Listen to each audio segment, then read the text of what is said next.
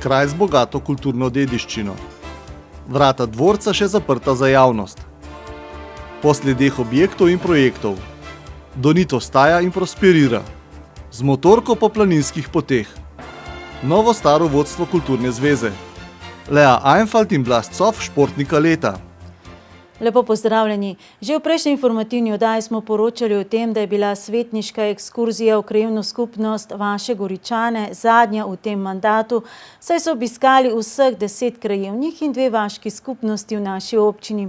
Odgovor na vprašanje, ali je bil namen tudi vedno dosežen, je bil s strani organizatorja Vladimirja Bartonca negativen, saj se je v 3. volilni enoti število svetnikov, ki bi bili pripravljeni žrtvovati sobotno dopoldne, drastično skrčilo. O problematiki, s katero so predstavniki krajevne skupnosti Vaše Goričane seznanili svetnike, smo že poročali. Tokrat pa o njihovi želji, da si pridobijo nazaj status muzejske skupnosti. Predstavniki krajevne skupnosti Vaše Goričane so občinskim svetnikom predstavili maketo, kako naj bi v Pristavi izgledal sodoben muzej, v katerem bi v srednje mesto dobila etnološka zbirka starega kmečkega orodja, ki ga je občini zapustil Janez Volšek Svetja. Mi smo bili vsi v svetu krajevne skupnosti za to, da se prostore v tem delu Pristave odda občini. Občina ima neko vizijo, kaj lahko z njimi stori in upajmo, da bomo to dočakali. Pobude, da bi tukaj ustanovili muzejsko zbirko, se mi zdi zelo smiselni, ker v bistvu so v okolju, ki nekako je primerno za to. Je pa res potrebno, da tukaj stopijo skupaj tako krajevna skupnost kot turistično društvo, pa tudi stroka je dobro, da je pri tem prisotna. Izrazili so upanje, da muzej ne bo namenjen le hrambi kmečkega orodja, ampak tudi prikazu dela z njim, kot jim je bilo to predstavljeno strani stroke. Ljudje, ki pa to poznajo, so pa tako predlagali. To je lahko nekaj, kar večina držav še ne pozna. In bi bilo res fino, če bi bili enkrat z neko zadevo malo naprej s časom. Kljub temu, da je to kao muzej. V bistvu, da se poveže tisto, kar je vezano na stroko in tisto, kar je popularno. V bistvu, da to dejansko ljudje pridejo, da si ogledajo, zlasti, ker gre to za zbirko kmečkega orodja in ker mislim, da tega se veliko več ne uporablja in da ljudje, poleg tega, da nekako začutijo pač neko visoko umetnost, da hkrati imajo pred seboj tudi tisto vsakdanje kmečko življenje, ki je tukaj bilo in res je škoda, da tukaj v neposrednji bližini gradu, da tako nesrečno propade ena kmečka hiša iz 18. stoletja. Občinski svetniki so se namreč seznanili tudi s problematiko kmečke hiše pri Bregarju v neposrednji bližini in jo navedli kot primer, kjer lastnik nima posluha za ohranjanje kulturne dediščine.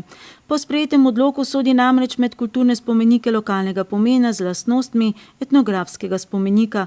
Po ustnem izročilu naj bi bila zgrajena okoli leta 1780, ko je tudi grad Goričane dobil današnjo zunanjo podobo. Prav slednji pa je bil ob tokratnem obisku svetnikov v krajevni skupnosti Vaše Goričane deležen kritike, ker ni odprt za javnost in ker je, kot pravijo, zaplankan. Najbolj bi izpostavil tale objekt, ki je pred nami, to je grad, Goričanski grad oziroma dvorec. Ne vem enostavno, zakaj je to takole zaplankano, verjetno to boste pokazali našim gledalcem. Nobene koristi od tega nima nihče in to je po moje največja sramota, ki je lahko ne samo tule v Goričanah, pa še marsikje drugje.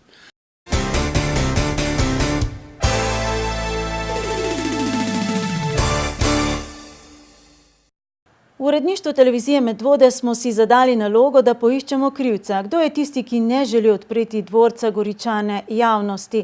Ali lastnik nadškofije Ljubljana ali najemnik dvorca Papirnica Goričane oziroma njen direktor Andraž Stegum? To je sedaj že večno vprašanje. In ja, nadškofija Ljubljana s prstom kaže na Papirnico, Papirnica pa na nadškofijo Ljubljana. Ko pa smo soočili oboje, sicer le prek elektronske pošte, pa spet čakamo na odgovor. V začetku tega tedna smo na oba, tako na lastnika kot najemnika, naslovili vprašanje, čigav glas odloča. Boštjan Prevc iz tiskovnega urada nadškofije Ljubljana nam je med drugim sporočil sledeče.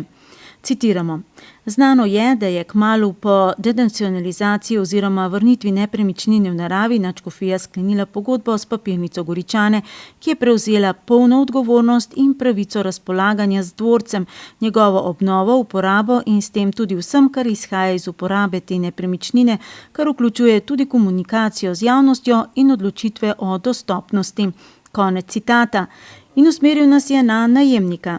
Mi smo to že predhodno storili in s strani Andraža Steguja, direktorja papirnice Goričane, prejeli odgovor, v katerem med drugim piše, citiramo: Kot uporabnik gradu po pogodbi nimamo pooblastila razpolagati z gradom v nasprotju s pogodbo, niti dovoljevati obiske tretjih oseb. Najem namreč ne obsega običajnega razpolaganja stavbo, kot je to pri najemu običajno, pač pa le uporabo gradu za poslovne namene, ki ne smejo biti v neskladju z interesi ter naravo dejavnosti lastnika. Konec citata. In še, ponovno citat: Kot sami navajate, gre za kulturni spomenik, vendar je ta v zasebni lasti in v njegovo obnovo niso bila, kot mi je znano, vložena nobena javna sredstva.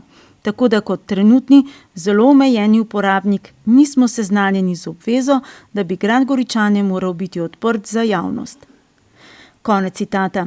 Andraž Stegu nas je zato usmeril na lastnika dvorca. Pa osvežimo nekaj dejstev. Leta 2001 je kulturno ministrstvo dvorec Goričane in pripadajočo posest vrnilo v last in posest nadškofije Ljubljana. Ta se je sprva vračilu v naravi odpovedala, potem pa denacionalizacijski postopek obnovila, saj zanj ni prejela pričakovane odškodnine. Občina Medvode je sicer zamudila rok, da bi lahko uveljavljala vračilo sredstev, ki jih je vložila v obnovo dvorca, vendar je nekaj upanja dalo državno pravobranilstvo, ki je vložilo tožbo na izdano odločbo kulturnega ministrstva. Po grobih ocenah je bilo do leta 2001 za obnovo dvorca Goričane namenjenih skoraj 1 milijon evrov javnih sredstev, od tega 200 tisoč evrov iz medvoškega občinskega proračuna. Tožbo državnega pravobranilstva pa je leta 2003 najprej zavrnilo upravno sodišče in sredi leta 2007 še vrhovno. Slednje menda ne brez političnih pritiskov. Leta 2008 nam je Andraž Stegu potrdil, da je papirnica Goričane glavni in edini investitor obnove, hkrati pa potrdil tudi, da bo določene prostore uporabljal kardinal Rode, ko se vrne iz Rima. Leta 2010 smo si dvorec, najbrž edini s kamero, lahko tudi ogledali. Sredi leta 2012 pa je v medije prišla novica, da nadškofija Ljubljana zahteva od lastnika papirnice Andraža Steguja 2 milijona evrov. Ta dolg naj bi izviral iz leta 2004, ko je Stegujevo podjetje Papirus kupilo 11% delež nadškofije Ljubljana v papirnici za dobra 2,5 milijona evrov, kar naj bi poplačalo v 10 letih. Nadškofija Ljubljana je očitno založila dokument z Rodetovim podpisom, da gre večina tega denarja naravnost v obnovo dvorca Goričane in je šla neuradno več kot 8 milijonov evrov papirniškega denarja. Ne nadškofija niti Stegu tega morebitnega spora takrat nista hotela komentirati in tudi danes je odgovor podoben, da pogovori še potekajo. Vse doslej smo na vprašanje, kdaj bo in v kolikšni meri bo dvorec Goričane kot kulturni spomenik odprt za javnost, prejemali enak odgovor, da je to še vedno stvar dogovarjanja med lastnikom in najemnikom. Pričakovali smo, da se bo na pročelje dvorca vrnila vsaj tabla, da je bilo tu med drugo svetovno vojno zbirno taborišče, odkoder so med drugim leta 1944 v Nemčijo deportirali tudi 54 medvoških družin. Najbrž pa bi bilo utopično pričakovati opomnik, da je bila v dvorcu tudi konferenca komunistične partije, na kateri je bil prisoten tudi Josip Broz, kasneje znan kot Tito, in to leta 1934. Ves ta čas smo se sklicevali na zakon o varstvu kulturne dediščine, kjer je določeno, da morajo biti tovrstni kulturni spomeniki dostopni javnosti, res da v sorazmerju z možnostmi lastnika in posestnika. Ali vendarle razmišljamo narobe in dvorcu ni potrebno odpreti vrat javnosti? S tem vprašanjem smo se obrnili tudi na Zavod za varstvo kulturne dediščine Slovenije. Odgovor še čakamo in posledično tudi odgovor, ali dvorec Goričane sodi med kulturne spomenike, oproščene plačila nepremičninskega davka. Na dvorcu ima namreč sedež tudi podjetje Papirus, podjetje zakoncev Stegu, ki je lastnik goričanske papirnice, in še ustanova Memores, katere namen je med drugim, kot so zapisali v ustanovnem aktu, tudi ta, da pomaga pri odkrivanju, prekopu in identifikaciji posmrtnih ostankov zamolčanih žrtev vojne in revolucije v Sloveniji in v tujini. Ja, poleg Steguja sta kot ustanovitelja navedena tudi Jože Dežman in Anton Drobnič.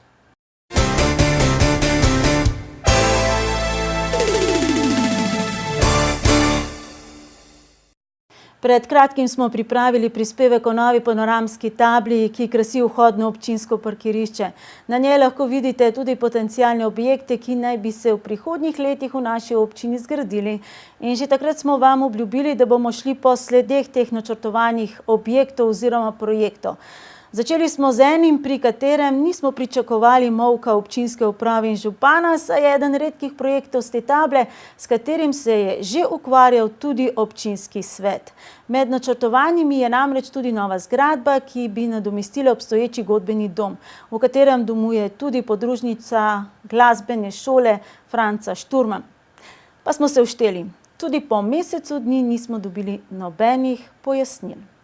Panoramska tabla, ki že nekaj časa krasi parkirišče pred medvoško občino, svojo vsebino spodbuja veliko vprašanj, dvomov in dilem.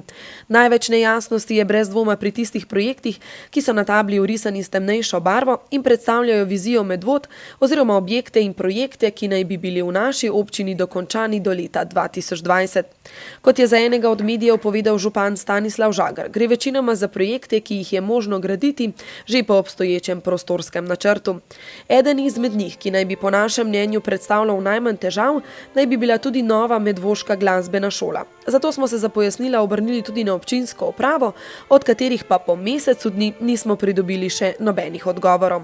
Dejstvo pa je, da gre za enega izmed redkih projektov s table, s katerim se je občinski svet že ukvarjal. Med drugim je sprejel sklep, da se obstoječa zgradba, v katerem deluje tudi godba Medvode, proda in se na novi lokaciji vzpostavi tako imenovani mini kulturni center, v katerim bi delovali tako godba Medvode kot tudi glasbena šola, ki še vedno deluje kot podružnica matične glasbene šole Franca Šturma v Ljubljani. Trenutno ima šola 122 učencev. To število majčkeno varira od leta do leta, nekje od 121 do 125, odvisno tudi od povpraševanja na sprejemnih preizkusih in od naših kadrovskih zmogljivosti. To je v procentih nekje približno 12% našega skupnega števila učencev. Poučujemo pa klavir, harmoniko, diatonično harmoniko, kitaro, violino, kljunasto flavto, klarinet, saksofon, trobento in tubo.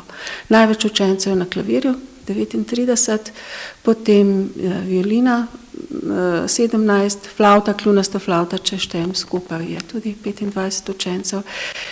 Na ostalih inštrumentih pa manj in predvsem pri teh inštrumentih številke varirajo. Pred vpisom v glasbeno šolo morajo učenci opraviti sprejemni preizkus, kjer preverjajo glasbene sposobnosti in fizične dispozicije za učenje inštrumenta. Število učencev se skozi leto ne spreminja kaj dosti, velja pa omeniti, da matična šola z medvoško podružnico po besedah ravnateljice sodeluje odlično. Z veseljem povem, da se kadrovska zasedba na šoli v zadnjih letih zelo izboljšala. To se kaže tudi skozi rezultate, ki jih učenci podružnice Medvode dosegajo. So zdaj že vidni na naših nastopih v Ljubljani, sodelujejo na vseh javnih nastopih in smo lahko glede tega zelo ponosni. Poteka tudi naše sodelovanje z bližnjimi osnovnimi šolami. Želimo si, da bi v tem letu, zlasti zdaj pred vpisom, to sodelovanje še poglobili, zlasti z našimi predstavitvami inštrumentov in predstavitvami našega dela pred vpisom.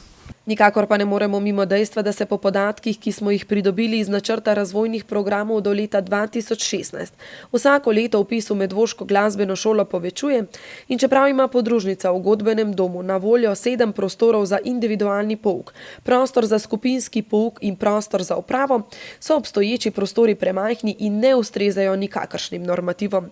Zato je izgradnja nove glasbene šole nujno potrebna.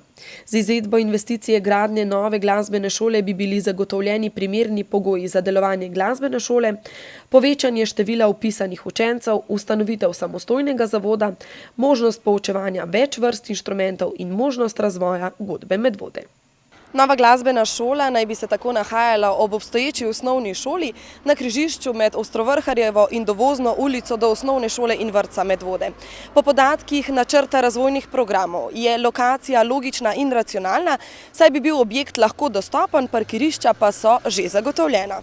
Se pa ideja o samostojni glasbeni šoli rojeva že približno 15 let, vendar konkretnih rešitev še ni bilo sprejetih. Poleg orisane glasbene šole panoramska tabla med drugim vsebuje tudi številne druge projekte, ki naj bi bili v naši občini dokončani do leta 2020. Medvoščani so tablo sicer opazili, kaj pa so povedali o orisanih projektih, pa preverite v naši anketi. Zanima me, a ste morda že si ogledali tole novo panoramsko tablo? Nisem. Sem videl v Sotočju, mislim, da je ista. Mislim, če bojo kaj od tega naredili, bo dobro, če bomo še doživeli to, da bojo kaj v naših Medvodah naredili, ker so bolj hitri predvsem.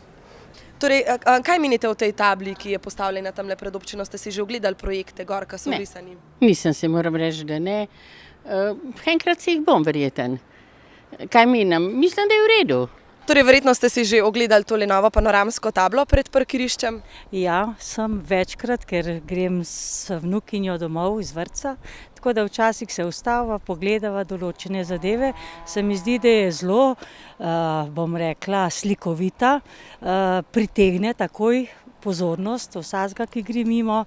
Tako da meni je kar všeč, no. Pa se mi zdi, da stoji tudi na pravem mestu, tako da je pač z vseh koncev in krajev, kjer prihajaš, lahko vidiš določene zadeve, ker te zanima. Ne.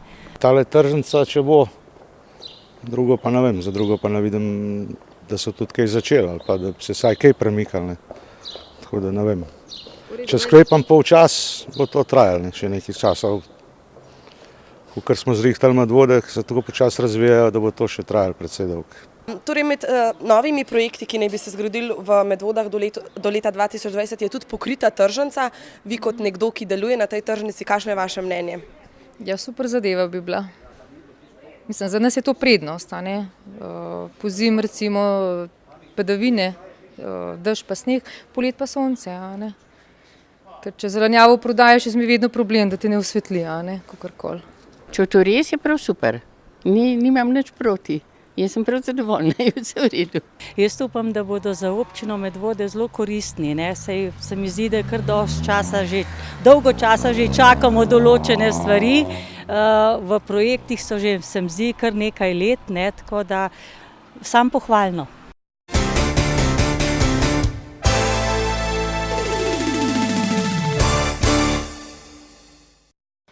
Če še ostanemo pri tej zanimivi panoramski tabli in za spremembo namesto kaj je, pogledamo, česa ni. Na njej je narisano bodoče mestno središče in to na območju, kjer danes stoji Donit, oziroma kar je od njega ostalo. Donit Tesnit, ki s ponosom še vedno neguje blagovno znamko Donit. Še več, v začetku leta nas je presenetila novica, ki jo v zadnjem času nismo vajeni, da je slovensko podjetje prevzelo belgijsko. Donit Tesnit je prevzel družbo This Europe, ker so potrebovali bolj razširjeno mrežo kupcev v zahodni Evropi. S tem pa se jim odpirajo vrata do številnih kupcev v industrijskem zaledju pristanišč.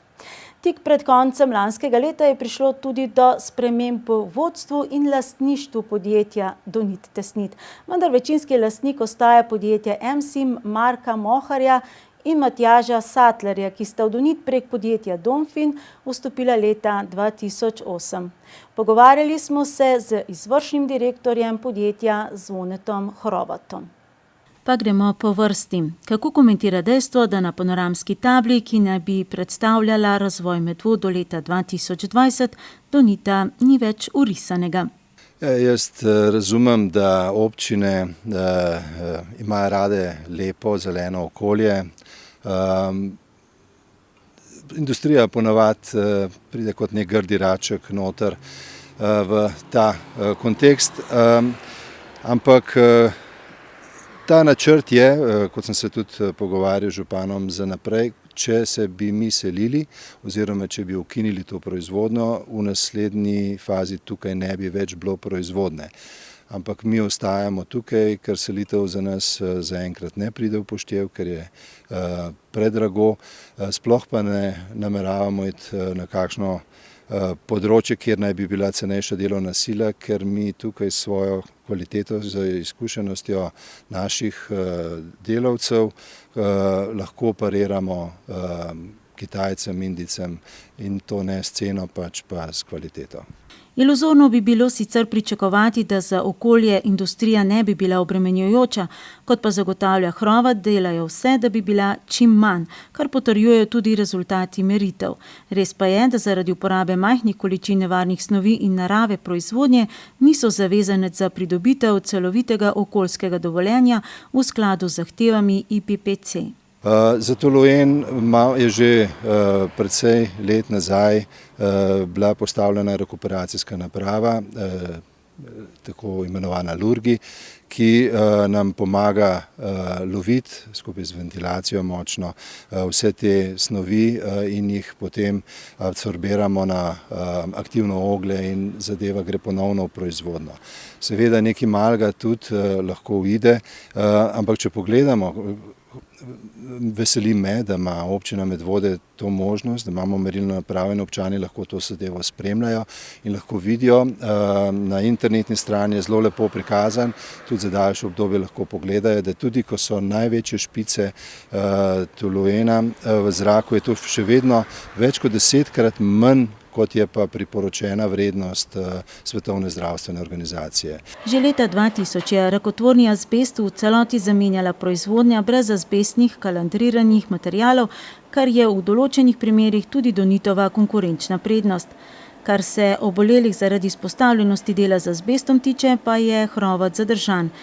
Kljub temu, da Donit Tesnit pravno formalno ni naslednik nekdanjega Donita, pa se svojih obveznosti do dolgoletnih delavcev obolelih zaradi dela z azbestom ne izogibajo. Ste doslej izplačali kakšno odškodnino? Se pravim, to je skozi ta zakon in komisijo in kar se tega tiče pač reguliran korektno in mi korektno upoštevamo, kar nam zakon nalaga. Na medvoški lokaciji Donit Tesnit daje kruh 160 delavcem. Zadovoljni s plačo? Nikoli, ne. Fluktuacija je nizka. Na lastno iniciativo ni prav veliko delavcev, ki bi šli ven iz Donita. In zelo veliko delavcev je že zelo dolg v Donitu. Seveda so obdobja, kjer so malo boljša, malo slabša. Je pa pri nas bilo tako, ko so bili krizni časi, pa ni bilo denarja, smo enostavno plače zmanjšali. Ni bilo druge, če smo hoteli preživeti in tudi zmanjšati smo mogli neko določeno število ljudi. Zdaj gre zadeva na boljš, plače smo dali nazaj, najprej delavcem, pa še režiji, pa vodstvu, s tem, da delavci so šli manj dol, vodstvo je šlo več, ko se mi zdi pošteno. Zgolj na kratko obnovimo menjave lastništva v Donit Tesnitu v tem tisočletju.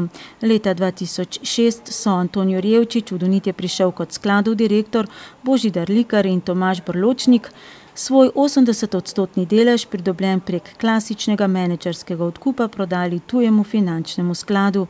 Leto kasneje je večinskemu lastniku uspelo iztisniti še preostale male delničarje in to za odpravnino, kot da je Donit Tesnit vreden le 5 milijonov in 800 tisoč evrov. Da so bili mali delničarji oškodovani, se je potrdilo že leto dni kasneje, ko sta nova lastnika, to sta še danes večinska lastnika Mohar in Slatnar za Donit Tesnit, prek podjetja Donfin plačala kar 15 milijonov evrov. Težko je namreč verjeti, da bi ga preplačala ob takem slovesu, kot ga ima njuno podjetje MSIM, saj ima večinske oziroma kontrolne deleže v večjih podjetjih, ki dajo kruh več kot 1100 delavcem. Je tale Donit vreden več kot 15 milijonov evrov? Če pogledamo, ja, seveda je, ne, sploh če pogledamo malo naprej. Mi smo šli skozi eno mogoče malo težje obdobje v zadnjem času, kriza, pa ta dvojni V kriza, ampak smo v tem času prečistili svoje poslovanje. Bodisi znotraj, zmanjševanje stroškov proizvodne, z večjo učinkovitostjo izrabe materialov, večjo produktivnostjo, in na zunaj z drugačnim pristopom do trga. O tem, da Donit ni vreden toliko, se je podvomilo morda le leta 2009, ko smo poročali o tem, da so delavci vsak drugi petek doma, saj dela ni bilo dovolj. Danes pa iz Donita dejansko prihajajo le dobre novice. Nismo namreč vajeni, da bi lahko poročali o tem, da je slovensko podjetje prevzelo tuje podjetje, belgijsko, družbo This Europe. Njen ustanovitelj Johan de Slovari pa je postal drugi izvršni direktor Donita in vanj tudi lastniško vstopil.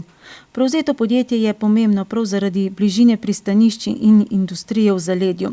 Tesnila so namreč neločljivo povezana z vsemi industrijskimi panogami, od ladjedelništva in avtomobilske ter letalske industrije do kemične in strojne industrije. Tržna niša, mi smo tržna niša, a ne? To je pri tem obsegu prometa, ki ga imamo in smo po celem svetu, lahko rečemo, da je to tržna niša. Tovrstnih materialov ne potrebujejo v ogromnih količinah kot mogoče kakšno drugo zadevo, ampak na vsak način naš pristop je kvaliteta, je kompleten servis, ki je prodajni, poprodajni, vključno z aplikacijskim inženjeringom, ki je zelo pomemben, kajti strokovnjaki naši lahko zelo dobro svetujejo uporabnikom naših materialov, naših tesnil. Cilj je torej konkurirati ostalim s kvaliteto izdelka in kvaliteto storitve in ne s ceno. Donit Tesnit je s svojimi izdelki prisoten v 64 državah. Bo še vedno Donit ali kaj drugega? Še vedno je Donit, ker Donit je zelo uveljavljena znamka v svetu in nas kot tazga poznajo in je škoda spreminjati. Samo skrajša smo iz Donit Tesnit na Donit, da je lažji izgovoriti, recimo tudi na Kitajskem, v Indiji, v Južni Ameriki oziroma kjerkoli pač se pojavljamo.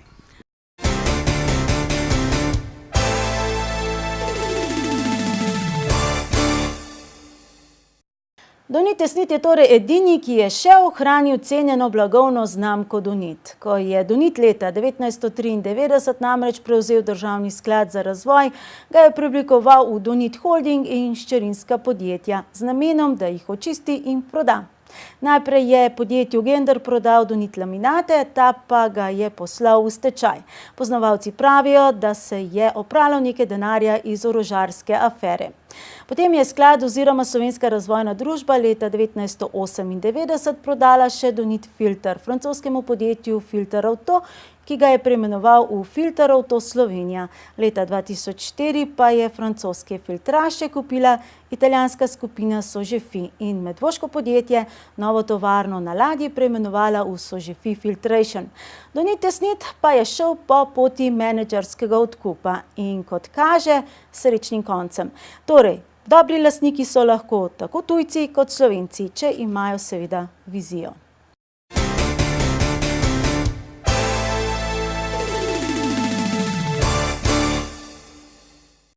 Pa vizija ni dovolj. Pred dobrim mesecem dni je potekel 3-mesečni rok za prijavo terjatev v stečajnem postopku nad podjetjem Bioštrom, katerega direktor in edini družbenik je bil Miha Petač, nesrečni lastnik bioplinarne organika Petač, zgrajeno v nasprotju z gradbenim dovoljenjem, nikoli legalizirane in kot kaže tudi nikoli delujoče.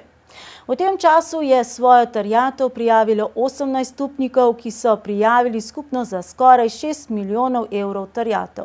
Največja upnica je Nova Ljubljanska banka, ki je stečajni upravitelj Silvo Zorec priznal terjatev v višini 4 milijone evrov in ločitveno pravico na nepremičninah. To je torej tudi odgovor na vprašanje, ki smo ga večkrat zastavili Novi Ljubljanski banki. Kolikšna je njihova terjatev in kako so zavarovali dani kredit.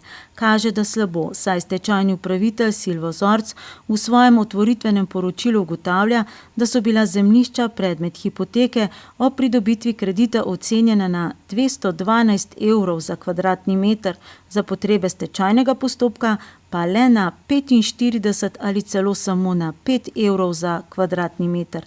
Res se je tudi izvajalec bioplinarne Ketar Organika zavezal, da v primeru neplačila strani Biostroma prevzema odgovornost do 10% vrednosti investicije, ki je bila po prvotni pogodbi ocenjena na skoraj 5 milijonov evrov, z aneksom pa znižana za 1,2 milijon.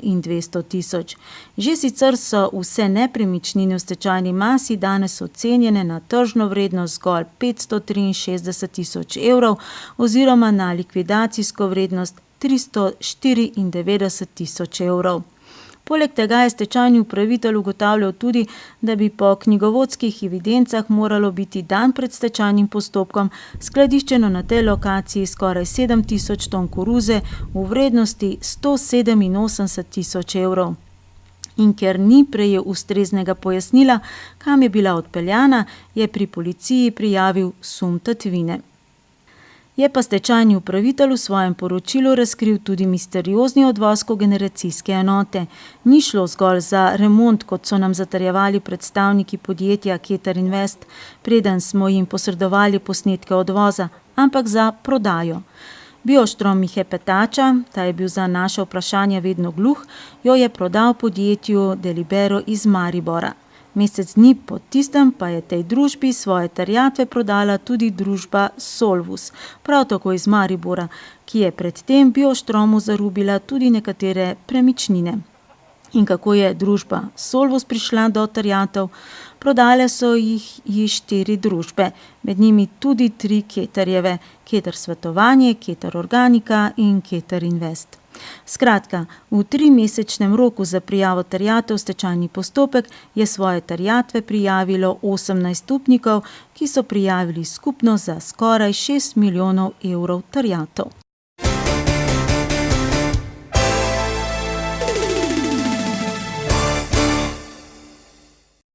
Približno tretjina planinskih poti v naši državi je zaradi podrtega in padajočega drevja še vedno neprehodna.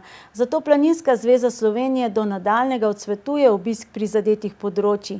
Tudi članom Planinskega društva Medvode zadnje tedne dela ne zmanjka. Počistili so že poti iz Topola na Polhograjsko Grmado in Gonte ter krožni poti Gonte, Tošč in Tehovec, Sveti Jakob, Legastja, Drnovec. Danes dopoldne so s precej težaškim delom nadaljevali pod Osovnikom proti Gontarski planini. Nekaj po 8 uri zjutraj je pod vznožjem Gontarske planine že slišati brnenje motornih žag. Danes se ureja tale pot izpod Brunarce na Osovniku, pa na Gontarsko planino, pa dol do Sedla, pa polke naprej čez Igale do Loškega Kozjeka. Bistvo je, da mi pot toliko ščistimo, da bo varna za obiskovalce. Recimo videli ste tudi lestev. Zakaj imamo lestev? Nimamo hunih višinskih obrezovalnikov in moramo imeti lestev s sabo, ker je ogromno ujetega vejevja in to je kasnejša potencialna nevarnost za obiskovalce. Februarska ledena ujma je v Polhograjskem hribovju pustila ogromno škodo in pravo razdejanje v gozdovih. Člani Planinskega društva Medvode postopoma urejajo planinske poti in odstranjujejo nevarnosti, ki pretijo zaradi odlomljenih vej, zlasti tistih, ki so obvisele v krošnjah dreves. Brez motornih žag ne gre, ker je veliko debel podrtih, drugače pa ogromno vejevja, recimo rabimo pridne roke, to je predvsem tako, da delamo z roko v roki, to se pravi žage naprej, ostali odmetavamo. Kaj ste ugotovili? Ste člani Planinskega društva Medvode dobro založeni z vso to potrebno opremo? Ja, nekaj opreme je že bilo. Bom rekel, nabavili smo sicer še eno motorko, drugače pa tale člani dele recimo imajo tudi svoje orodje. Celo to, še celo svoj bencin pa ostalo opremo bom rekel, zdaj pa nesejo kar sabo, ne? Ker bomo verjetno mogli na koncu eno črto potegniti, pa jim vsaj te stroške povrniti. Sanacija škode oziroma vzpostavitev varnih planinskih poti zahteva solidarno delo vseh društvenih članov. Zaradi vsevprek razmetanega vejevja so planinci v približajočem pomladnem času tako predvsem sekači. Če pogledamo na splošno dejstvo, da ima v Planinskem društvu Medvode recimo tam okoli 300 članov, bom rekel, zadev je pa zainteresiranih recimo tam morebiti 20 do 30. Ne. To je zelo zgovoren podatek. Bom rekel, srečo imamo na tem našem koncu, sorškmo, da bom rekel, cela dolina, tudi gor, da so ljudje še pripravljeni nekaj narediti. Skratka, vidite pa, da so sami penzionisti. Ne. To je danes zgleda edina firma še v državi, ki dobro laufa, pa ki jo nobeden neče lastniniti. Škoda je ogromna škoda. Take škode je še napoln, odkar sem jaz živ, še napoln take velike škode. Upoštevajoč gozdni red se drevesna debla ne sme žagati in odstranjevati brez dogovora z lastniki zemljišč, preko katerih potekajo planinske poti, temveč le obžagovati in odstranjevati veje ter jih primerno zlagati ob pot. Tukaj gor čez, ko mi tole dele, to pot vzdržujemo, to ne bo nobena pospravil. To bo narava s časoma predelala, lastniki tam, ki mogoče pridejo zraven s kakšnim traktorjem, bojo pospravili, drugače bo pa večina not ostala. Obisk oziroma uporaba ostalih planinskih poti v Polhograjskih Dolomitih se do nadaljnjega še vedno odsvetuje. Zaradi velike količine podrtega drevja bodo nekatere poti še precej časa ostale neprehodne, zadrževanje na teh območjih bo še nekaj časa ostalo smrtno nevarno. Zato vodstvo odseka za varstvo narave svetuje, naj se pohodniki poslužujejo lokalnih cestnih povezav na Goveje, Katarino, Osovnik, Gonte in Tehovec. In sedaj še bolj prijetne teme. V soboto na dan žena je potekal v gostilni Bencak občni zbor Društva upokojencev Medvode. Najprej so pregledali lansko vsebinsko in finančno poslovanje društva, izpostavili so delovanje posameznih sekcij društva. V tekočem letu 2014 pa vstopajo s ciljem ohraniti obstoječe dejavnosti v tem obsegu. Po številu članov, štejejo jih kar 1150, so največje društvo v občini. Obenem so tudi zelo dejavni na različnih področjih udejstvovanja. Od planinskih pohodov, ročnih del in slikanja, pogovornih krožkov, pevskega zbora in izletov v bližnjo in daljno okolico. Sicer pa velja, da 20% populacije v Medvodah predstavljajo upokojenci, 1150 od tega jih je vključenih v društvo. Letnega občnega zbora so se udeležili tudi gostje, podžupan občine Medvode Leopold Knez, predstavnik Zveze društva upokojencev Slovenije Anton Donko, predstavnica Zveze društev upokojencev Ljubljana Anka Tominšek ter predsedniki sosednjih društev upokojencev Vodice, Pirniče, Smlednik, Šinkovturen in Tacen. Vsi povabljeni so pohvalili izredno dejavnost in aktivnost Društva upokojencev Medvode. Povprašali smo, v čem se dejavnost društva razlikuje od predhodnih let. Razlikuje se v tem, da je bila ena od osrednjih dejavnosti ali pa da smo obeležili 10 let družabnih srečanj Društva upokojencev občine Medvode. Temu smo dali eno tako pozornost, da smo recimo podelili priznanja iz vseh treh društev posameznim članom, da smo pripravili tudi en tak kazalnik za knjigo in da je bila mogoče ta prireditev ob tem srečanju nekoliko bolj pestra. Sama društvena dejavnost je zelo raznolika.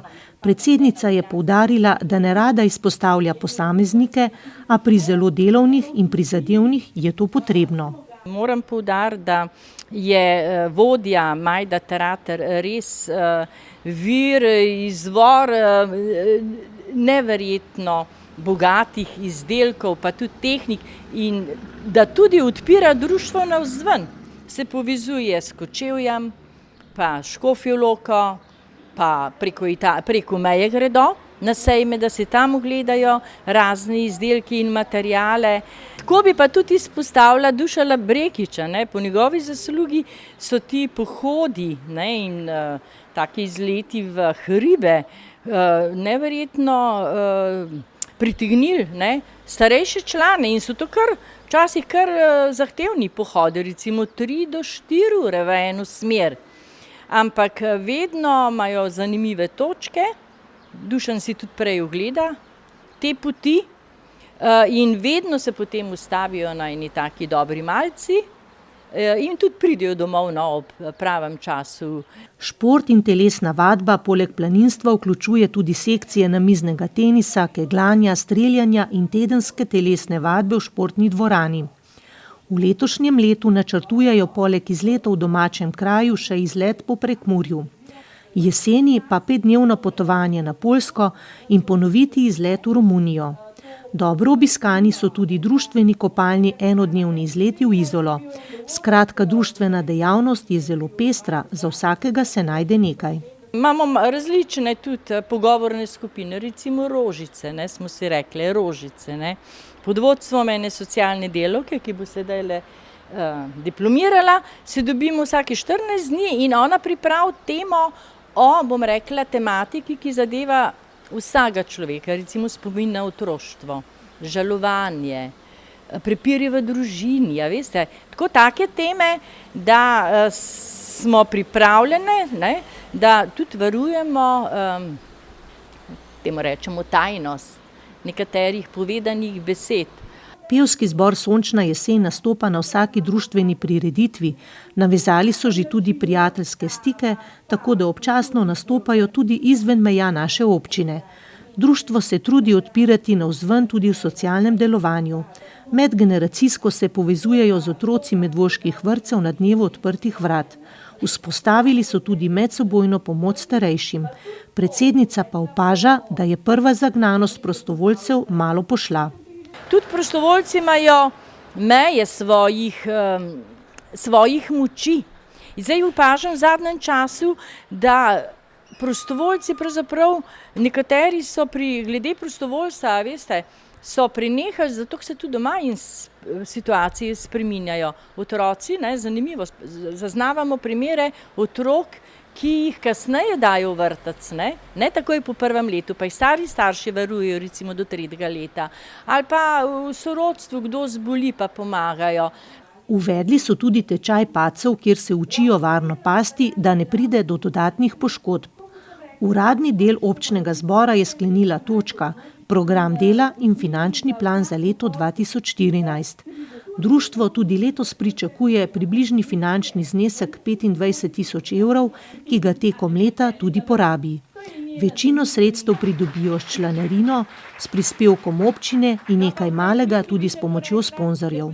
Malo stvari se lahko naredi čisto brez denarja, ampak vsaj doslej, jaz moram reči, da občina dosti dostojno upošteva dejavnost starejših in mislim, da v ozadju je ena miselnost, da tudi starejši potrebujejo družbo, pa da ohranjajo nekako, da se ohranjajo pri življenju tudi z nekimi cilji, ki jih uresničujejo.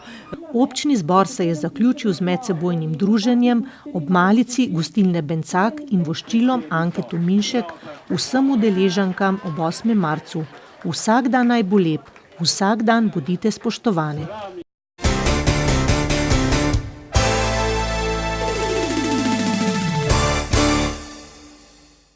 Konec tedna bo minilo že 2 leti in 5 mesecev od podelitve misijonskega križa laiškemu misijonarju Matjažu Leganu. Iz danega Malavija, kjer na misijonu jezuita patra Stanka Rozmana opravlja svoje poslanstvo, se domačim in prijateljem redno oglaša in poroča o uspešno opravljenih projektih. Njegova plemenita dejanja pa so za vedno zapečatena tudi v dokumentarni oddaji Televizije Slovenije Toplo srce Afrike. S patroma Stankom Rozmanom in Lojzetom Podgrajčkom Matjaž gradi most solidarnosti med Slovenijo in eno najrevnejših držav na svetu, Malavijem. Delo na duhovnem področju v misijonu svetega Jožefa v Kasongu gre z roko v roki z delom na področjih sociale, zdravstva in šolstva. Matjaž Legan kot laički misijonar uradno skrbi za program posvojenih otrok in sajenje dreves, nepogrešljiva pa je tudi njegova pomoč pri projektu PAO. Gre za program namenjen bolnikom zajcom ter splošnim bolnikom in sirotam, ki jim ljudje iz Slovenije omogočajo šolanje. Projekt obenem vključuje učenje ljudi poljedelstva, s prodajo hrane si bolniki prislužijo dostojno življenje in dobijo nov smisel, ženske skrbijo za sirote umrlih, poleg tega pa centri PAO vključujejo tudi medicinsko oskrbo. 31-letni inženir gozdarstva sodeluje pri gradnji ambulant, v katerih naj bi v prihodnosti delovali domači zdravniki, sedaj pa se na tem ozemlju izmenjujejo medicinske ekipe iz Slovenije, ki skupaj z domačimi prostovoljci pomagajo ljudem v številnih okoliških vaseh. Skupaj s preostalimi člani skupnosti obnavlja in gradi številne vodnjake po vaseh, izvaja program botrstva, s katerim išče ljudi, ki bi bili pripravljeni pokriti stroške šolnine za sirote, obnavlja in gradi osnovne šole ter dodatno infrastrukturo. Na svoji 2,5-letni poti laiškega misijonarja je Matjaž tako že ničkolikokrat občutil, da tam, kjer vlada toplo srce, ni nihče tako reven, da ne bi mogel česa dati, in nihče tako bogat, da ne bi mogel česa sprejeti. Ali globoko zadihati ali počasi odmreti je bil stavek, s katerim je na včerajšnji skupščini Občinske kulturne zveze Medvode njen predsednik Nejc Smole opisal možnosti po ustanovitvi razširjenega oziroma novega javnega zavoda za kulturo in mladino občine Medvode.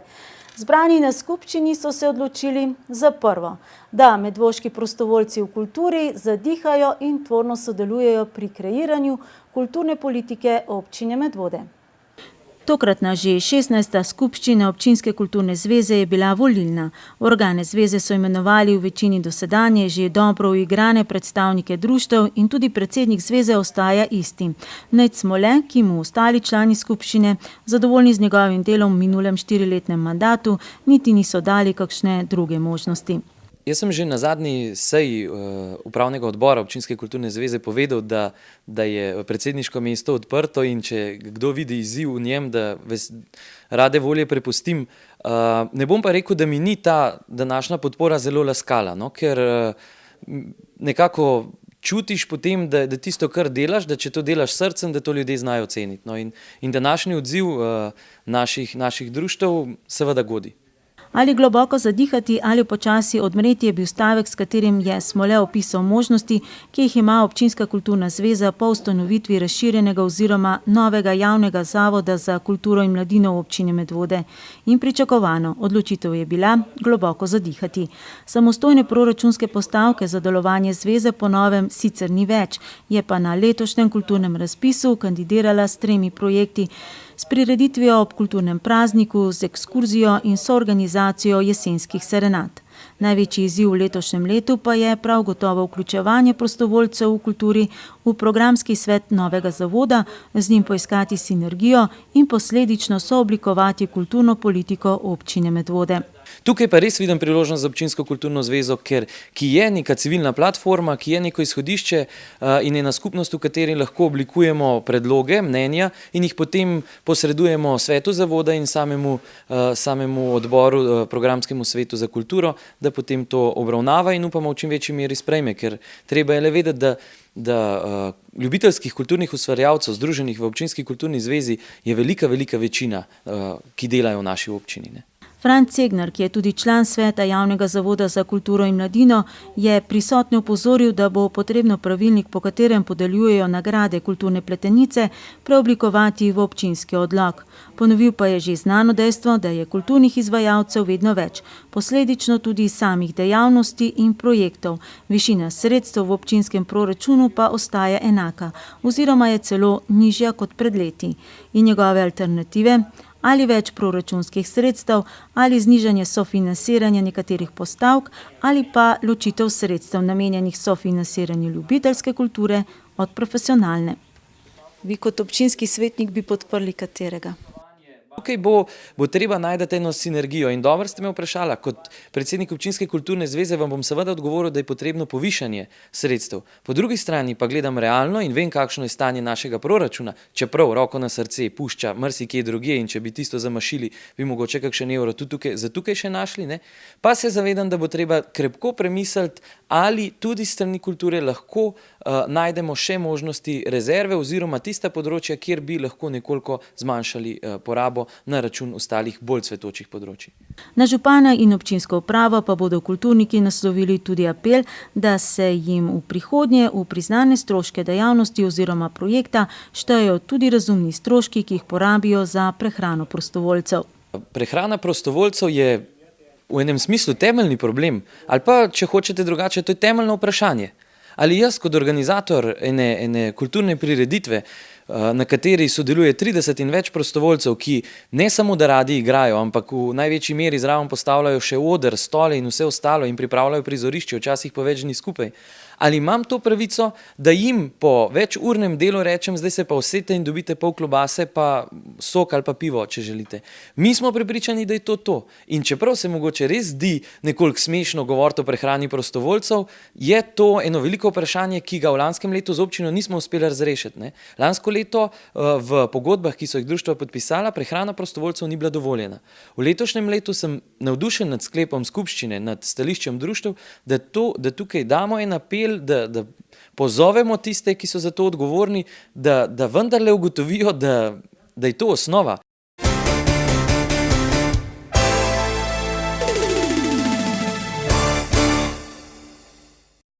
Do prejšnjega petka so bile v šišenski galeriji Foton razstavljene slike naše občanke Emine Džukić.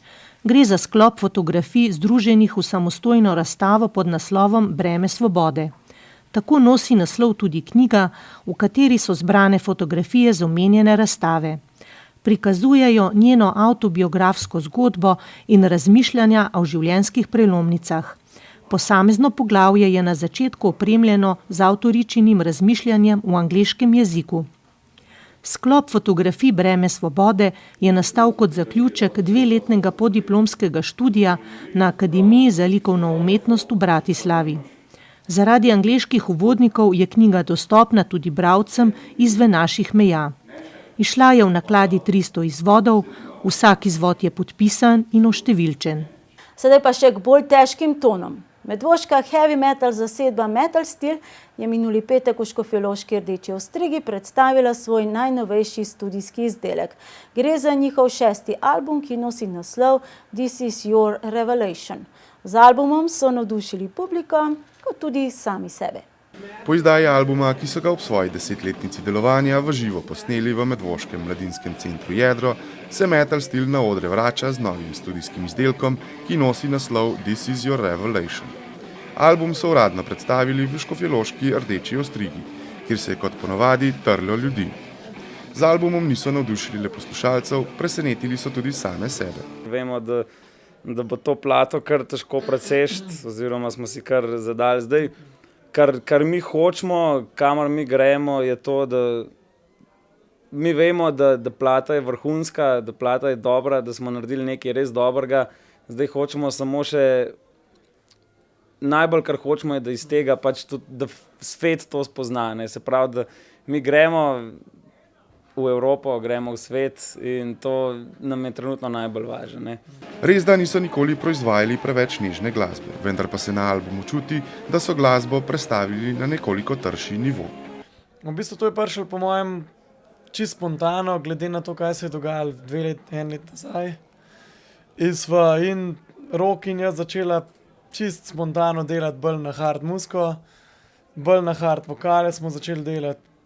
Vse je bilo bolj in your face.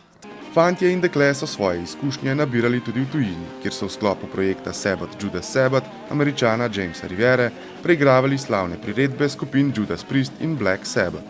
Matej pa je tudi tesneje sodeloval z ameriško zasedbo Hellstar. Definitivno je moje in naše celo sodelovanje z Jamesom je veliko izkušenj ti da, in te izkušnje pol avtomatsko preneseš, pač ne hote, ne vede, ampak itak vse, kar smo zdaj v kolikih 14 letih ali odkar smo v muziki, odkar smo v metal sceni, pač zberaš vse izkušnje, vse tiste majhne izkušnjice, ki jih dobivaš, majhne znanosti in modrosti, ki jih dobivaš, jih pol skup daješ, da pol nekako veš, kaj moraš narediti v določenem momentu, da bo zadeva zvenela.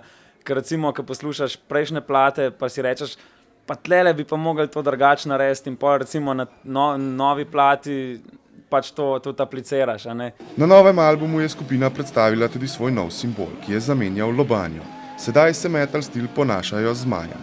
V bistvu prišlo podoben kot do te trše muske. To se pravi, hoteli smo en nov simbol, ki bo predstavljal to našo energijo, ki bomo od zdaj naprej širili, oziroma ki smo jo že do zdaj, ampak smo zdaj še malo jačali, pa še naprej širili. In ta zmaj je v bistvu, do tega zmaja smo prišli preko enega dobrega prijatelja, pač, ki nam je pač zadeve zrisal, ker mi smo mu pač povedali, mi hočemo en simbol, ki bo predstavljal nas, ki bo predstavljal našo energijo, ki bo predstavljal tako musko, ki jo zdaj delamo. In potem je prišel on s tem zmajem in mi smo bili ful veseli in to je bilo to. Sledi promocija. Širši evropski in svetovni javnosti bodo album predstavili s pomočjo digitalne spletne promocije. Želijo pa si, da bi v roku pol leta ponovno šli na krajšo evropsko turnejo, saj ni boljšega kot narodu ponuditi glasbo v živo.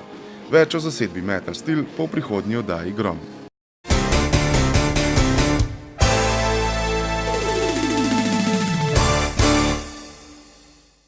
Kot smo poročali že v prejšnji oddaji, sta Zavod za šport in turizem Medvode ter občina Medvode minuli teden podelila plakete za najboljše športnike v preteklem letu. Malo plaketo je dobilo 23 športnic in športnikov, veliko plaketo 6. Naziv športnice in športnika leta pa je že 3. leto zapored romal v roke Leji Einfalt in Blažu Cofu. Medvoški športniki so se v četrtek zbrali v športni dvorani na tradicionalni prireditvi Večer športa. Tudi tokrat so bili nagrajeni za odlične dosežke v preteklem letu. Letos je bilo nagrajencev 29, podeljenih priznanj in plaket pa 31. Športniki so plakete prejeli iz rok župana občine Medvode ter direktorja Zavoda za šport in turizem. Z organizacijo sem bil zelo zadovoljen. Sicer udeležba je vedno tako, športnike dobiti na enem mestu vse istočasno, to je zelo težko. Pač so zimski, letni športi, tako da bom rekel, to je vsako leto, da nekdo manjka. Vesel sem, da potem pride starši oziroma bratje, sestre. Tako da za samo prireditvijo letos smo naredili malo sprememb. Spremembe so bile očitne, so bile vidne in tudi zdaj, ko sem se pogovarjal z nekaterimi, so bili vsi zadovoljni. Tako da jaz mislim, da ta prireditev v Medvodah ima že res kar dolgo tradicijo in da bo tudi naslednje leta taka. Male plakete občine Medvode je letos prejelo 23 športnikov iz 6 panog: atletike, badmintona, cestnega kolesarstva, gorskega teka, plavanja in teka na smučeh. Največ predstavnikov je bilo badmintonistov, letos skupno 11. Sledi 5 plavalcev, 3 smučarski tekači, 2 gorska tekača in pa 1 predstavnica cestnega kolesarstva in atletike. Tisto, kar nam pripisuje Slovencem, da smo fenomen na področju športa, oziroma na področju športnih dosežkov, to isto velja tudi za občino Medvode. Se pravi, za tako majhno občino 40 kategoriziranih športnikov, 12 vrhunskih športnikov, dosežki so in vsako leto jih je več. Tako da jaz mislim, da kar se športa tiče, športnikov, ki dejansko vlagajo svoj čas, svojo voljo v to svojo panogo, v svoj šport, smo lahko zelo veseli in se nam res ni bati, da bi to izostalo. Tistih še boljšimi rezultati, ki so prejeli veliko športno plaketo, je bilo 6.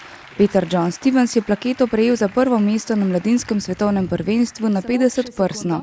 Za 3. mesto v teku na smučeh v prosti tehniki na 7,5 km ter 3. mesto v šprintu na olimpijskem festivalu Evropske mladine v Romuniji je priznanje prejela Ana Marija Lampič. Še ena plavalka z odličnimi rezultati je Špela Bohinc, ki je plaketo prejela za 3. mesto v štafeti 4x200 prosto na sredozemskih igrah v Turčiji. Anja Žavbi-Kunavar je prejela veliko plaketo za 15. mesto v teku na smučeh na olimpijskem festivalu Evropske mladine.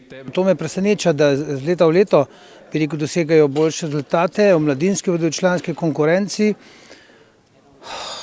Pač je takšna generacija ali pa tudi pogoji, pa tudi smo Slovenci poznani kot dobri športniki, se 8 medalj v olimpijadi ni nek mačji kašelj, tako da sem pa vesel, da naši občini toliko veliko dobrih športnikov, od badmintonašov, plavalcev, smučarjev, tako da res z veseljem spremljamo to.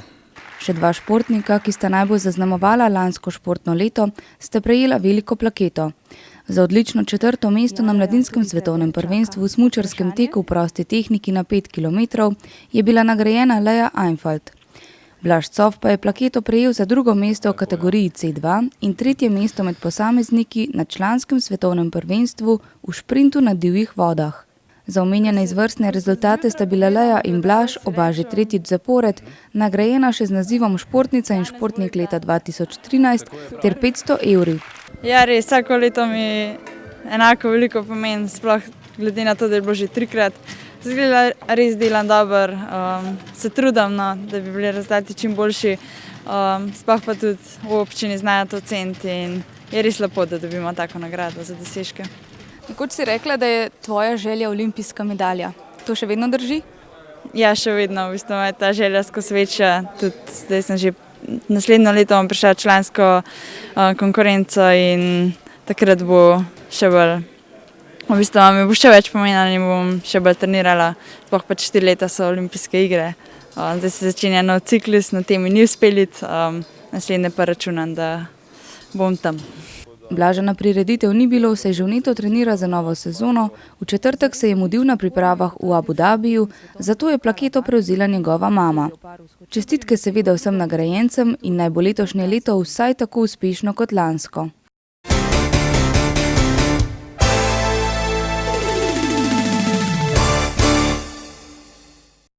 Rogla je minuli vikend gostila tekme celinskega pokala v smučarskem teku. Prvi dan je bil najuspešnejši slovenski reprezentant Rok Tršan, ki je v klasični tehniki med člani osvojil 2. mesto. Ana Marija Lampič je med mladinkami s 4. mestom za las ostala brez medalje, na nedeljski preizkušnji v prosti tehniki pa je bila razred zase med mladinkami Leja Einfalt, ki je drugo uvrščeno Nemko prehitela skorajda za minuto. Bogatejši za 3 medalje je badminton klub Medvode. Na mednarodnem turnirju v Kungoti je Lina Pipan zmagala v dvojicah in bila druga med posameznicami, drugi med dvojicami je bil tudi Jaka Ivančič. Zmago so tokrat zabeležili košarkaši, članska vrsta Tineksa Medvode je v 18. krogu 3. SKL Zahod na domačem parketu premagale ekipo Pivke, končni izid je bil 77-75. V slovenskih kegljaških ligah je bilo odigrano 16. kolo.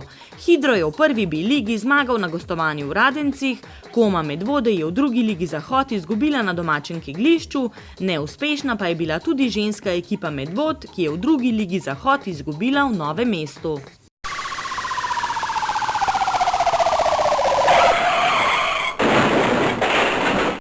V tokratni črni kroniki vladajo storilci kaznivih dejanj, predvsem vlomilci in tatovi. V Rakovniku se je nekemu nespretnežu sicer ponesrečil v poskusu loma, je bil pa zato bolj uspešen tisti, ki je vlomil v stanovanjsko hišo v Hrašah.